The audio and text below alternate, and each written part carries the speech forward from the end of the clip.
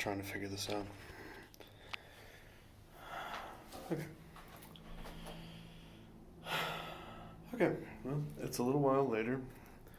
I've had some time to put myself a little bit back together, but honestly, it felt pretty good to actually get some of the stuff out of my head and mostly out of my head. So, okay, so I have I've decided to actually keep going on this, to keep reporting on what I'm seeing in CERN. So we'll just keep doing it. So I figured if I'm gonna keep doing this, I need to have some sort of organization to it. And as near as I can tell so far, there's a new month every day. So there's a daily, monthly update. It's complicated. So when this first happened, I'm a little fuzzy on the days, but I discovered at one point that I could see all of October, and now that I've been a little bit more put together, I may or may not have bought a lottery ticket. Let's see how that turns out. Then the next day cycle, I can see all of November. And I'm to the point now where I can see all of December. And I think it's going on a daily cadence, and time's just running differently, which, I mean, time's already different for this, so why wouldn't it, right? So, I'm gonna break it into months. So, today, I'm going to try to report on the thing that starts the timeline split and October. And then I'll need a separate video for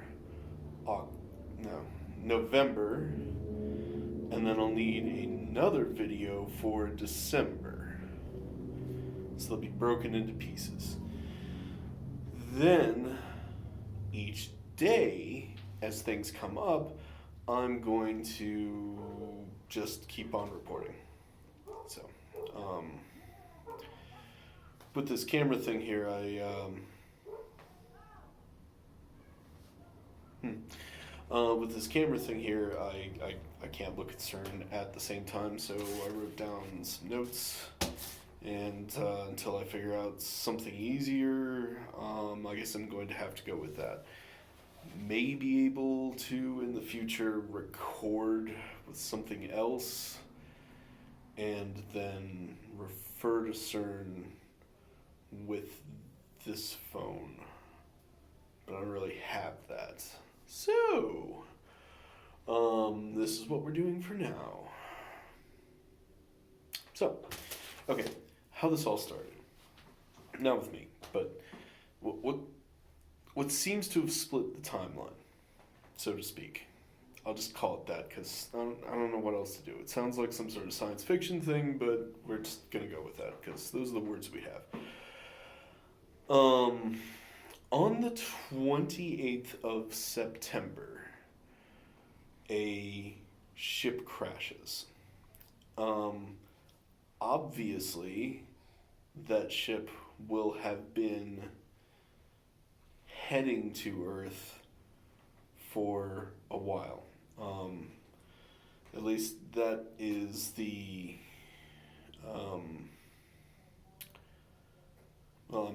might as well hit that. I had that point later, but we'll hit it now.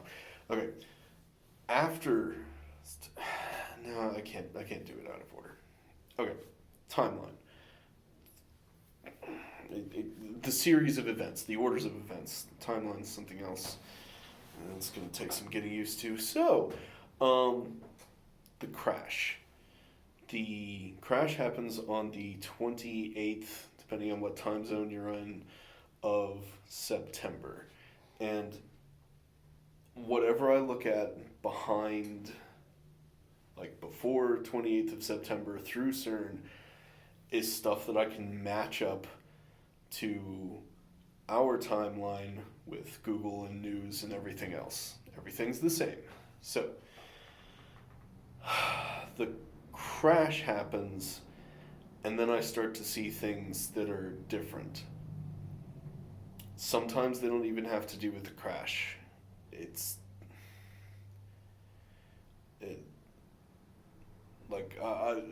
After that point, I'm able to find some, suggested articles or, suggested follow-up news items that I can't track down in our timeline, even though that's, within the realm of time that we both share, because I'm recording this on, what day is it?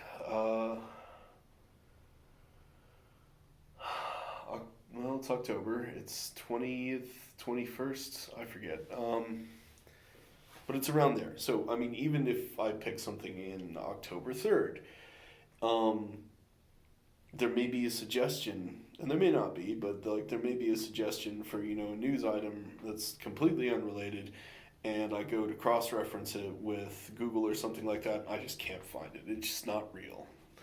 So,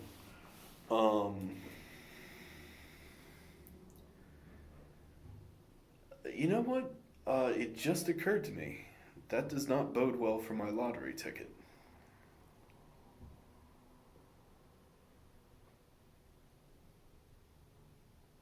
Well,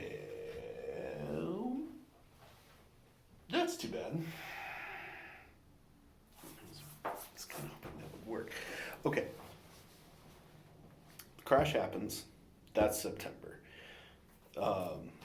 NASA and ESA, the European Space Agency, actually on the 30th, have a conference saying that they agree that a thing crashed down. They have some people investigating. They've, the governments plural, send teams on site and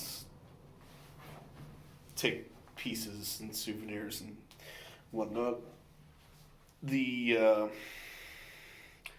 next really significant thing that happens is that as the news continues to come out, there's a thing that's organized on the social media for a worldwide candlelight vigil. It's supposed to happen on October 4th in the evening and the night. And then with starting times scattered across the globe so that, as night hits, there's this wave of, light and humanity and so on. At this point, they don't know if there's anything else out there, but, whatever. The social media companies quickly have, a gray alien overlay that you can put on your icon and, the stuff that the social medias do, and, it looks kind of dumb from this side of the lens too, but, whatever. So that happens. Then on the 8th, the UN, I think it's okay, the UN has a meeting. There's an emergency meeting of the UN, and countries are accusing each other of taking pieces of the ship, and so on and so forth, and not much gets decided. But something that does happen that seems to be kind of important going forward is this military officer from Argentina. It doesn't seem all that important in Argentina. He's a captain. I mean, whatever. Um, kind of interrupts the proceedings because this is a live stream, and he's got some people with him, and he goes off, and through translation, he's saying, um, we have to prepare ourselves. There are aliens coming. They're coming to kill us. Why wouldn't they be? We have to kill them before they kill us, because anything that can travel the stars is going to be far more powerful than us. And if we don't make ourselves stronger and show them that we are not to be trifled with, then we're just going to end up dead, one way or another. So he does this, and he declares in English, humanity first. And the guy next to him, one of his soldier guys, unveils this flag. It's just a white flag with this red handprint on it, and it's like the Saruman hand from Lord of the Rings, but it's red and the flag's white. So yeah, that happens. What's funny about that is that I'm looking through the social media and stuff, through October, but people turn this into memes so quickly. They replace the flag unveil thing. It's like the guy says, humanity first, and like the guy unveils like a Pepe flag or the Pride flag or whatever, like the swastika flag, like the whatever you can think of, like anime waifu. And yeah, the internet has a lot of fun with that. But it also gets people thinking, and after that, and the UN Council in general, is a couple weeks of everybody sort of approaching the question, what do you do if aliens are real?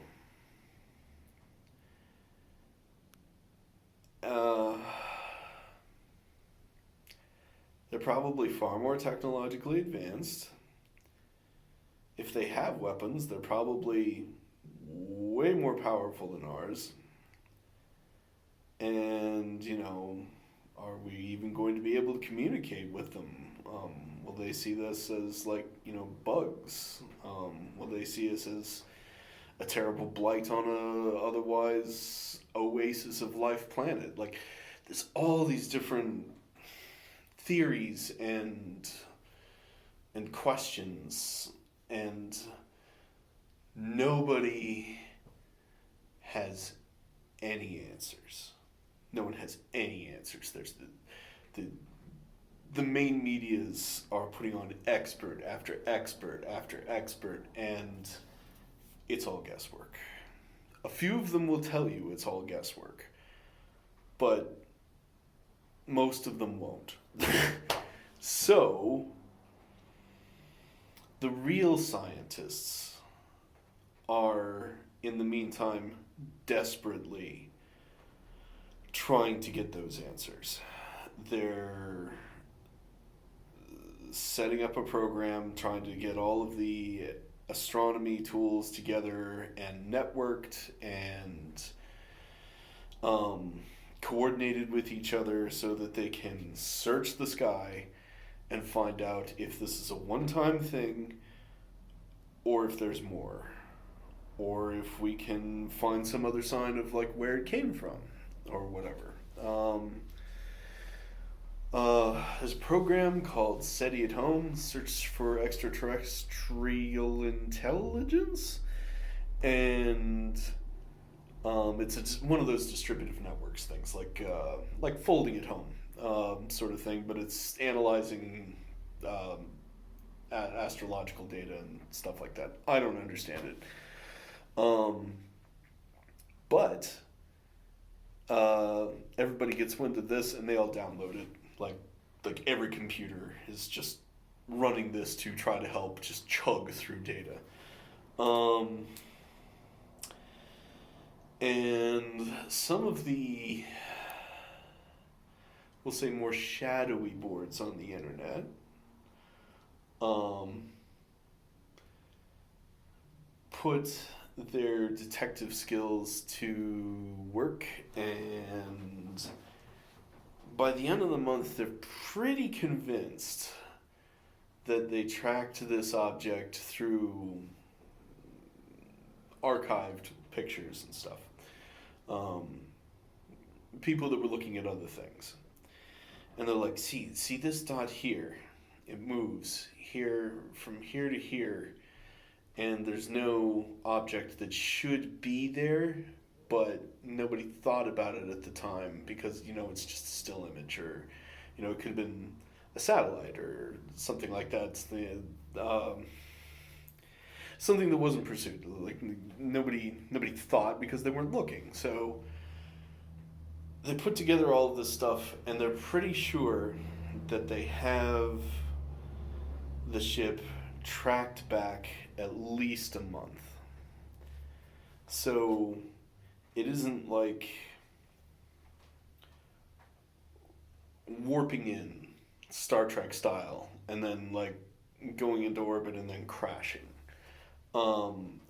It's moving through space faster than our space probes and stuff that we've sent out, out of system, like Voyager 1, Voyager 2. But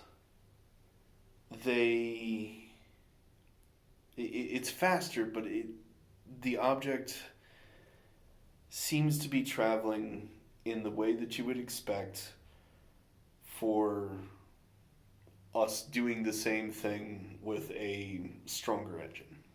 It's obeying the laws of physics.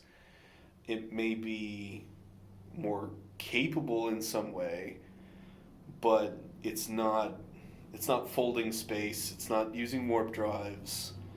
Who knows what else it can do, or whether it's capable of that normally to get to the star. But at least on its approach to Earth, it isn't doing anything magical. Something that we couldn't explain with our physics. So that's promising. But, yeah. And then they find, there's more. But that's September and October. So, I'll leave it at that. And I'll need to write up some more notes, but I'll come back and do November and December. Okay. We'll see.